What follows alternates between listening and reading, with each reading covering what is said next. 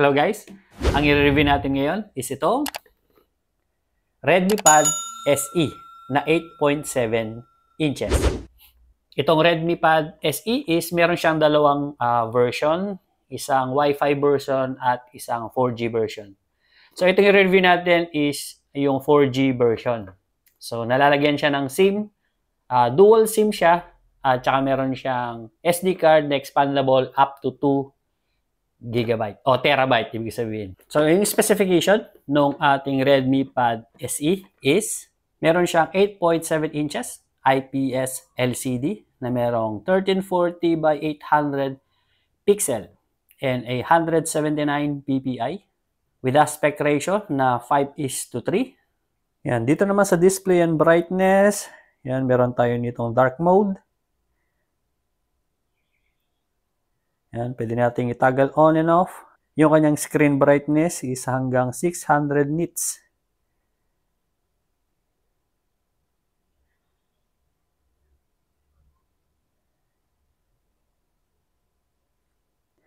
Then, yung kanyang refresh rate, yan, makita natin dito, is meron kayong pagpipilian dito, which is yung 60 Hz at yung 90 Hz. So, nilagay ko siya sa 90 Hz, pero pwede nyo naman siyang palitan. Ibalik nyo siya sa standard na 60 Hz. Yan. So, dito guys, sa ating notification status, yung ating battery indicator. So, pwede nyo piliin kung ano yung gusto nyo dito. So, pinili ko itong 100 para makita natin ng mabuti itong battery percentage sa taas. So, pag pinili nyo ito, ganito ang lalabas. Then, kapag pinili naman natin yung ito, yan. So, wala siyang percentage na nakasulat doon sa taas. Yung kanyang chipset is yung ating MediaTek Helio G85. Yung kanyang GPU is yung Mali G52 MC2. Yung kanyang RAM is a 4 GB of RAM. So, dito sa settings natin guys, pwede nating i-extend or tinatawag nila ito ng Xiaomi na RAM extension or yung ating virtual RAM. So, yung dedicated na RAM nito is 4 GB lang. Then, pwede natin siyang i-extend. Punta lang tayo dito sa settings. Tapos, yung extension. Then, pwede natin siyang dagdagan ng plus 2, plus 1, baligtad, plus 1, plus 2, then plus 4 GB. Kaya para siyang 4 GB na dedicated, then meron tayong additional na 4 GB. So, magiging total niya is 8 GB. So, pwede nyo rin siyang i-disable kung ayaw nyo siyang gamitin. So, sinubukan ko tong extension ng RAM. So, naglaro tayo ng Genshin Impact. Dinagay ko lang siya sa 4 GB o dinagay ko siya sa 4 GB yung maximum. Kaya parang total RAM nito is 8 GB. So, smooth naman yung ating paglalaro. Eh, napansin ko lang na medyo mas mabilis madrain yung ating battery.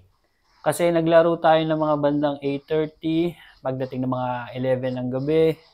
So, from 66 or 65% ng battery, bumaba siya sa 20% sa loob lang ng 2.5 oras na tuloy-tuloy na paglalaro ng Genshin Impact. So, sa gaming okay naman siya, smooth. Pero kung nag-YouTube lang kayo, mas maganda, i-disable nyo na lang yung extension ng RAM para hindi mabilis madrain yung ating battery. So yung kanyang rear camera, meron siyang 8 megapixel and up to 1080p na video recording.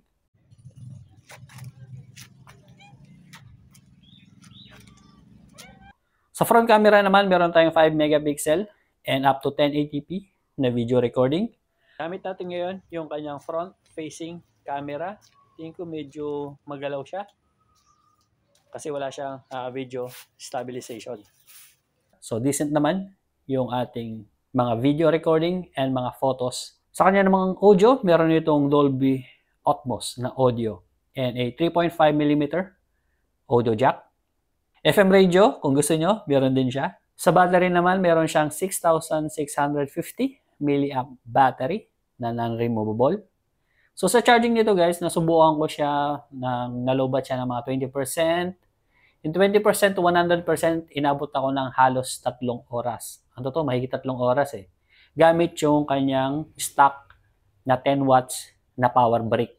Yung ating Redmi Pad SE is kaya niya yung 18 watts charging rate. So, yun yung kanyang pinaka-maximum na charger na pwede nyo gamitin, which is yung 18 watts.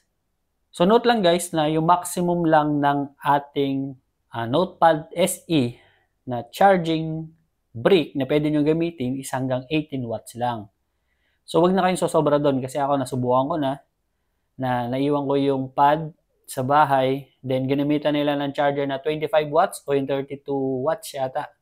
Kung di ako nagkakamali nung isang Xiaomi na phone ko, ayun, RIP dun sa tablet. Nag-blackout. Hindi na siya gumana. Yung price nitong ating Redmi Pad SE na merong 4GB of RAM and 128GB of internal is 9,999. So, isa na lang, 10,000 na.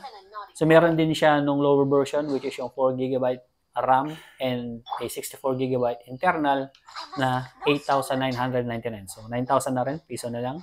So, 1,000 lang yung difference. So, nasa inyo kung ano yung pipiliin nyo dun sa dalawa. Conclusion, para dito sa ating Redmi Pad SE, for YouTube lang or for online streaming, okay na okay. Itong ating Redmi Pad SE. Mga light gaming, lalo na sa mga intense gaming, is okay lang din siya. Basta nakaset lang siya sa low graphics. So, okay na siya. Overall, itong ating Redmi Pad SE is okay na okay.